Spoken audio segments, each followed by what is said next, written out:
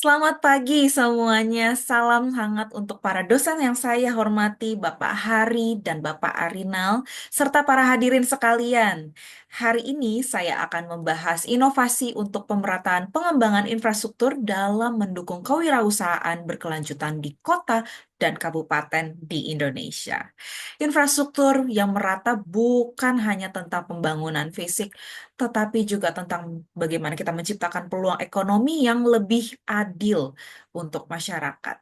Sayangnya di berbagai daerah, terutama di kabupaten, masih banyak yang menghadapi keterbatasan akses, mau itu akses jalan, akses pada listrik, air bersih, dan internet.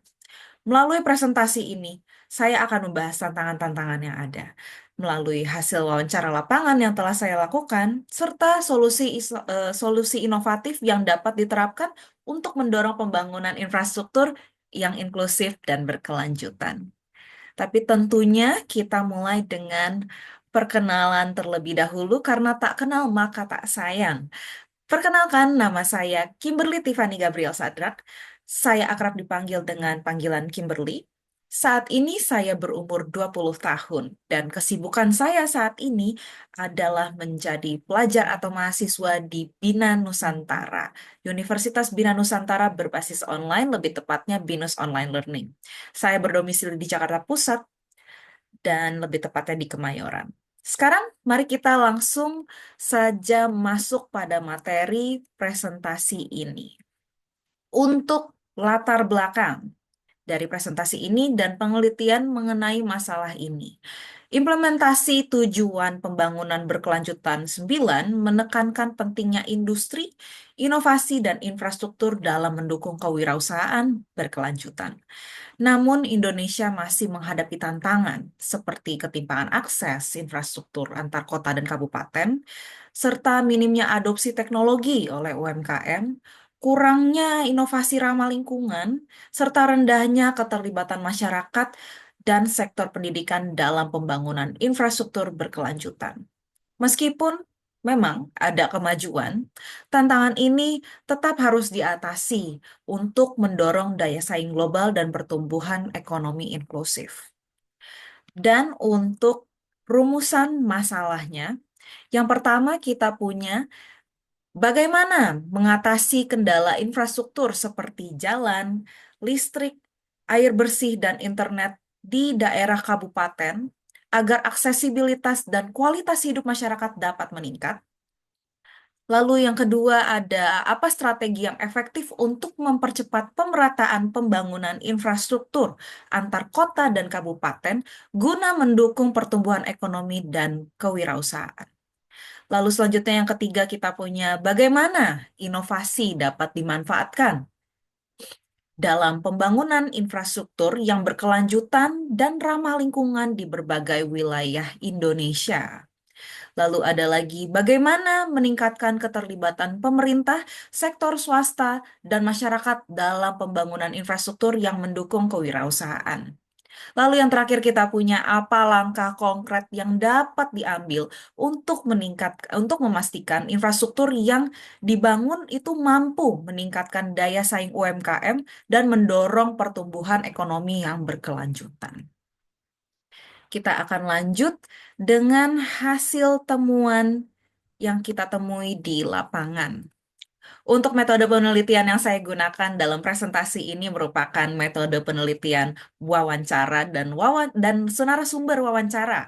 Yang saya wawancarai di sini merupakan saudari Jessica Anastasia Zevanya Lintang selaku pekerja usaha restoran masakan Minahasa yang lebih dikenal dengan Raja Sate. Kita lanjut. Nah, berdasarkan wawancara dengan saudari Jessica Lintang, masyarakat Kabupaten Minahasa masih menghadapi berbagai kendala infrastruktur yang berdampak signifikan pada kehidupan sehari-hari mereka. Salah satu permasalahan utamanya adalah kondisi jalan pedesaan yang suka rusak dan kurangnya akses infrastruktur yang memadai, terutama di daerah-daerah terpencil katanya. Hal ini menghambat mobilitas warga, memperlambat distribusi barang dan jasa, serta meningkatkan biaya transportasi. Selain itu, ada pasokan listrik yang tidak stabil. Itu juga menjadi tantangan besar ya, dengan pemadaman listrik yang sering terjadi, terutama di daerah yang jauh dari pusat pembangkit listrik. Ketidakstabilan ini mengganggu aktivitas rumah tangga, sektor usaha, serta proses belajar mengajar, apalagi mengingat sekarang semuanya semakin bergantung pada perangkat digital. Masalah lain yang dihadapi masyarakat adalah keterbatasan akses terhadap air bersih. Banyak sekali daerah yang belum memiliki sistem distribusi air yang memadai, sehingga kualitas air yang tersedia tidak selalu memenuhi standar kesehatan. Kondisi ini berdampak loh. Berdampak pada kesehatan masyarakat serta menghambat produktivitas dalam berbagai sektor. Di sisi lain juga ada nih, akses internet yang masih terbatas di wilayah pedesaan. Semakin memperparah ketimpangan dalam mendapatkan informasi dan peluang ekonomi. Kualitas jaringan yang buruk dan kecepatan internet yang rendah tentunya membuat warga kesulitan mengatasi eh, ataupun mengakses layanan digital, menghambat juga untuk pendidikan jarak jauh, serta membatasi peluang-peluang usaha yang berbasis teknologi.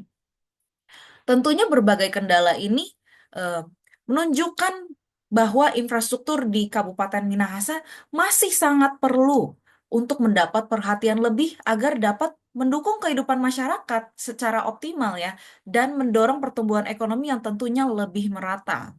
Nah, untuk itu makanya saya sudah eh, memikirkan beberapa solusi yang dapat diimplementasikan guna mengatasi permasalahan ini. Berikut solusinya.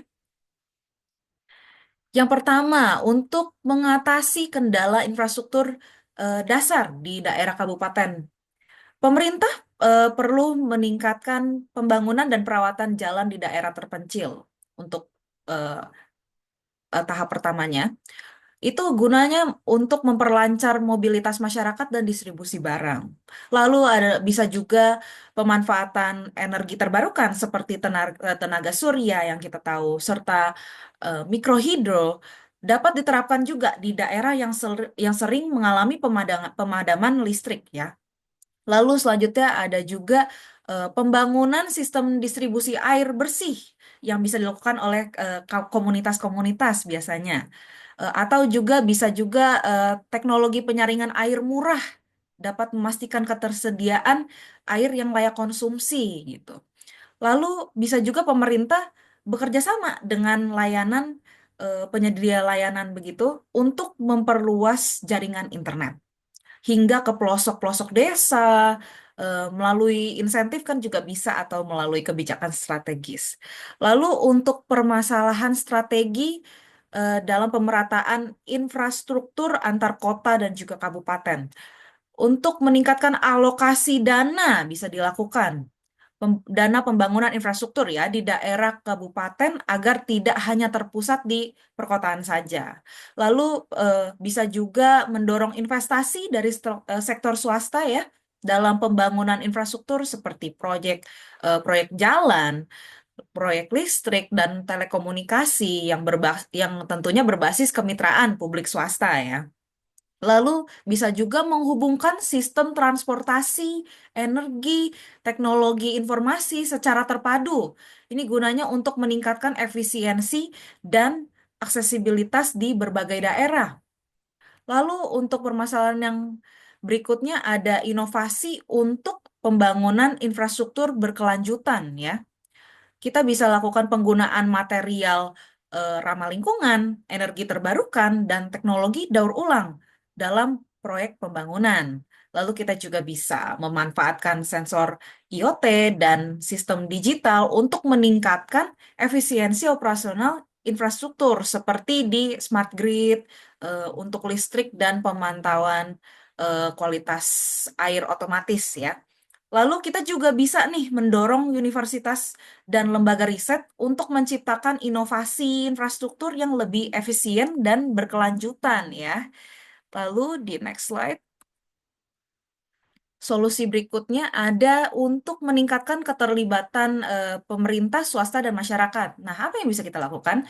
Kita masyarakat didorong untuk terlibat dalam pemeliharaan infrastruktur melalui program berbasis komunitas seperti gotong royong, pemberdayaan desa. Lalu kita juga bisa lakukan sekolah dan universitas dapat berperan dalam penelitian dan pengembangan solusi infrastruktur yang inovatif. Lalu pemerintah juga perlu tentunya menciptakan kebijakan yang mendorong investasi dalam infrastruktur serta memberikan insentif bagi proyek berkelanjutan. Lalu untuk permasalahan yang terakhir ya, apa langkah konkret untuk meningkatkan daya saing UMKM melalui infrastruktur? Nah, kita dapat melakukan penyediaan latihan dan akses teknologi untuk UMKM. Ini untuk apa? Supaya mereka dapat memanfaatkan platform digital dalam bisnis mereka ya. Lalu kita juga bisa menyediakan kredit berbunga rendah dan insentif untuk UMKM yang ingin mengembangkan usahanya berbasis digital atau teknologi ya kan. Lalu kita juga bisa membentuk zona industri kecil yang didukung oleh infrastruktur yang memadai untuk meningkatkan daya saing UMKM tentunya. Nah, dengan implementasi solusi-solusi ini, kita tentunya harapkan pemerataan pembangunan infrastruktur dapat terwujud ya, dan kesenjangan antara kota dan kabupaten bisa berkurang, serta kewirausahaan berkelanjutan dapat berkembang lebih optimal di seluruh wilayah Indonesia. Nah, lalu untuk refleksi diri yang saya rasakan melalui penelitian ini, wawancara ini membuat saya semakin memahami betapa pentingnya infrastruktur yang setara dalam mendukung kesejahteraan masyarakat dan pembangunan ekonomi lokal. Tantangan seperti keterbatasan akses transportasi, eh, pasokan listrik yang nggak stabil, keterbatasan air bersih, juga akses internet yang belum merata itu menunjukkan perlunya solusi yang tepat dan berbasis dengan kebutuhan masyarakat. Untuk mewujudkan infrastruktur yang lebih inklusif, tentunya diperlukan pemetaan prioritas. Kolaborasi antara pemerintah juga diperlukan, antara pemerintah dan masyarakat, dan sektor swasta. Dan tentunya kita juga perlu pemantauan proyek ya yang transparan. Refleksi ini semakin memperkuat komitmen saya tentunya dalam mendorong pembangunan infrastruktur yang lebih berkelanjutan dan berdampak nyata bagi seluruh lapisan masyarakat Indonesia. Sebagai penutup, pemerataan infrastruktur bukan hanya tentang membangun jalan, membangun eh, jalan juga listrik atau akses internet, tetapi menurut saya itu juga tentang menciptakan kesempatan yang setara bagi semua lapisan masyarakat. Dengan inovasi dan kolaborasi antara pemerintah, swasta, masyarakat, kita bisa loh membangun infrastruktur yang tidak hanya berkelanjutan, tetapi juga mendorong pertumbuhan ekonomi dan kewirausahaan di seluruh wilayah, baik itu di kota ataupun di kabupaten. Dan saya harap semoga eh, ide dan solusi yang telah saya sampaikan melalui presentasi saya ini dapat menginspirasi langkah konkret menuju pembangunan yang lebih inklusif. Terima kasih atas perhatiannya untuk para dosen saya, sekali lagi Bapak Arinal dan juga Bapak Hari. Terima kasih juga untuk para hadirin sekalian yang telah mendengarkan presentasi saya. Saya Kimberly Tiffany Gabriel Sadrak, pamit undur diri.